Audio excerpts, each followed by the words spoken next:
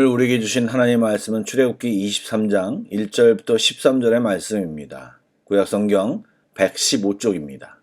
출애굽기 23장 1절부터 13절의 말씀을 드라마 바이블로 낭독합니다. 제 23장.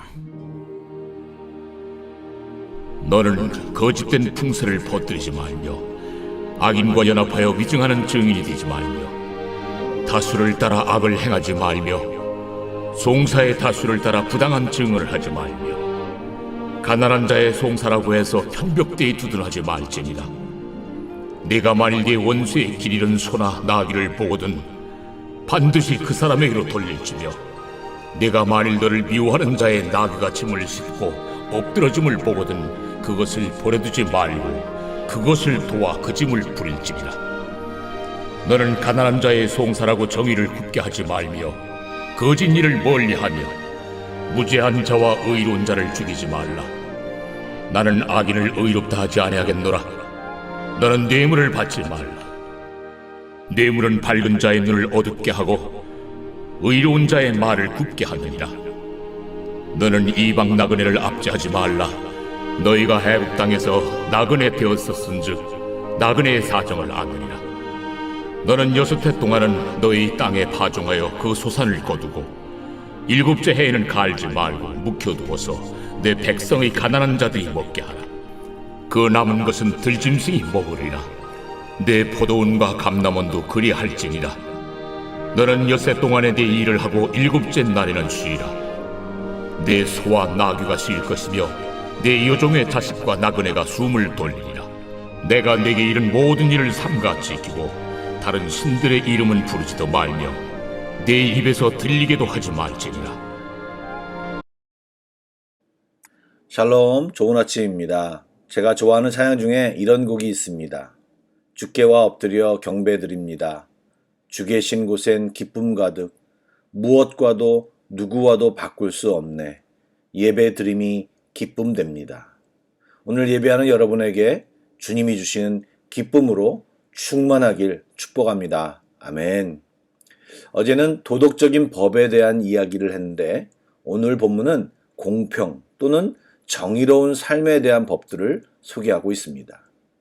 팔이 안으로 굽는다는 속담이 있는 걸 잘 아시죠?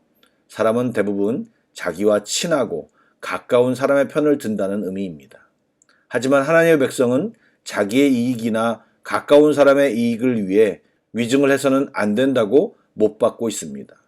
또한 우리들도 대세를 따른다는 말이 있듯이 많은 사람이 찬성하면 따른다던가 또 동정심으로 가난한 사람을 두둔하려고 위증해서는 안 되는 것입니다.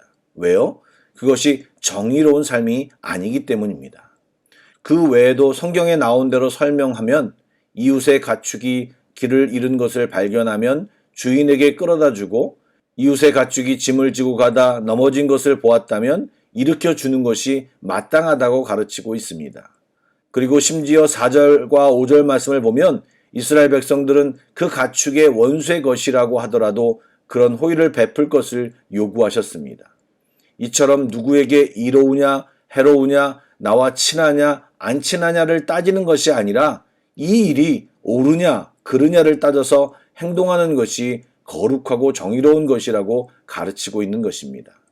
요즘 유튜브에서 한국이 여러 가지로 위상이 높아지고 있고 많은 외국인들이 한국을 코로나 사태가 끝나면 여행하고 싶은 나라 1순위로 꼽는다고 합니다.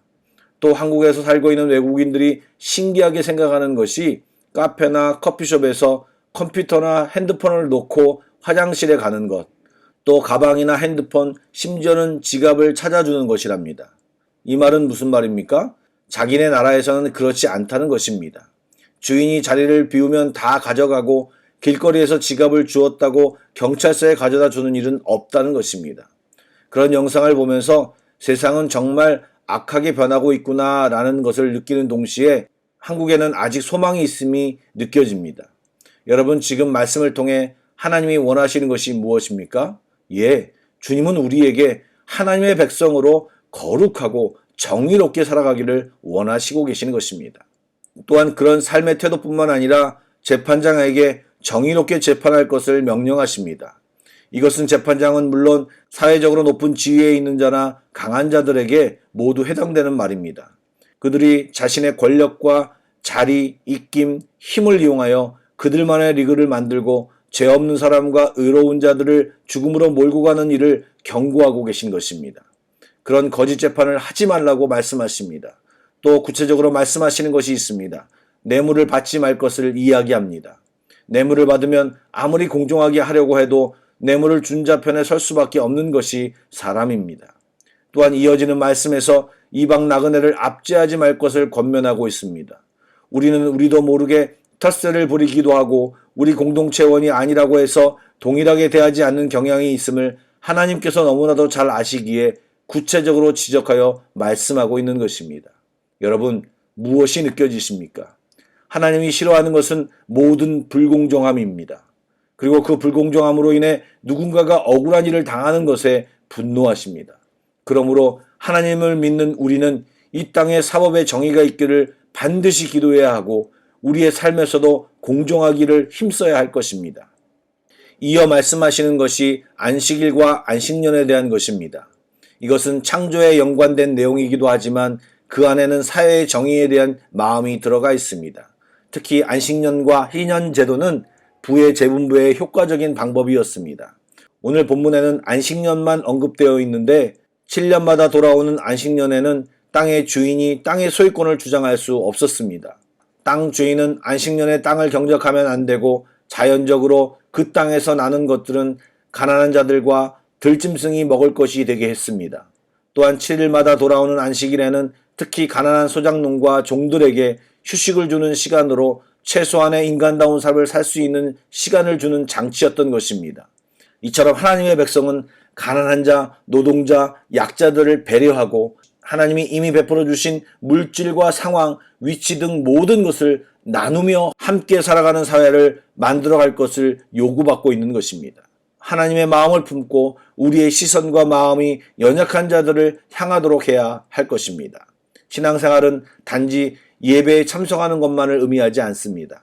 우리가 예배를 드리며 하나님이 주시는 평화를 누리고 다른 이들도 안식을 누릴 수 있게 하기 위함이고 또 예배를 통해 우리가 어떻게 살고 있는지를 깨닫게 하시고 다시 말씀으로 순종하는 삶을 결단하는 것입니다.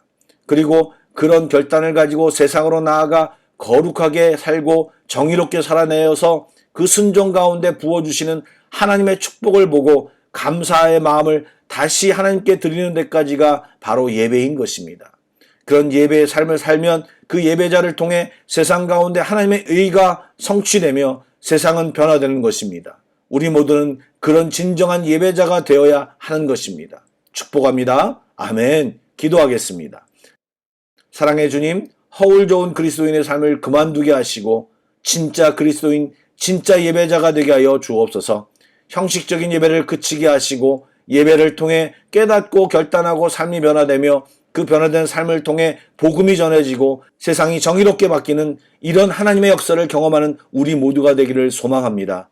성령님 운행하시어 강력히 이끌어 주시옵소서. 예수님의 이름으로 기도드립니다. 아멘. 계속해서 찬양 한 곡을 묵상하시고 합심기도와 개인기도로 나아가겠습니다.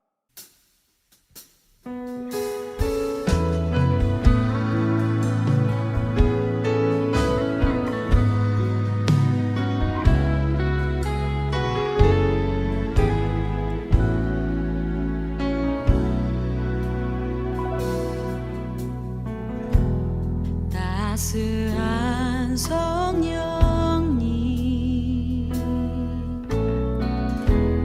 마음으로 보내